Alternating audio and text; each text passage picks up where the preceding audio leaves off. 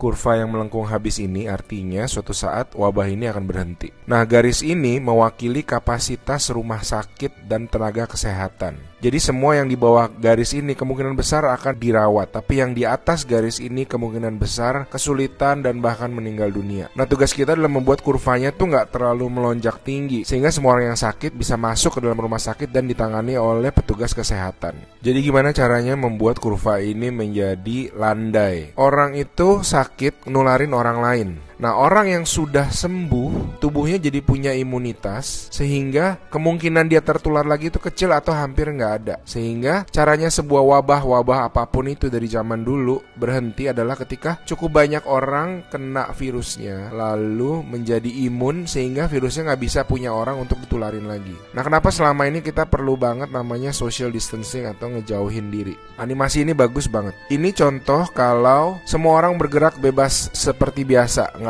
ada pikiran, semua tetap pergi konser, pergi jalan-jalan. Ini akan terjadi. Satu orang akan menularkan semua orang berbarengan, dan itu yang berbahaya. Seperti tadi kita ngelihat kurvanya ya. Pada akhirnya akan lewat dan pada akhirnya semua orang akan sembuh. Tapi karena kurvanya tinggi, banyak orang akan mati dalam prosesnya. Nah, yang terjadi di Cina dengan adanya lockdown, ditutup, membuat orang tidak sakit sekaligus berbarengan. Jadi kurvanya lebih landai kalau kalian lihat, sehingga memberi waktu untuk orang-orang menjadi sembuh dan akhirnya bisa melandaikan kurvanya.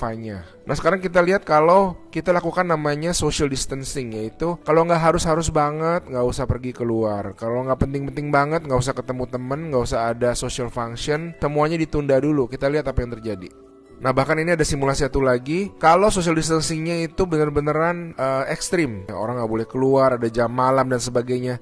Ini yang terjadi. Kita lihat beda banget kan. Jadi ada orang yang akan tetap sakit, tapi mereka bisa masuk rumah sakit dan dirawat. Jadi teman-teman, please do your social distancing, stay at home, work from home, anywhere you can. Ada orang-orang yang nggak bisa, saya mengerti, tapi sebisa mungkin lakukanlah semuanya itu. A good way of doing it is to imagine that you do have the virus, yeah, and change your behavior so that you're not transmitting it.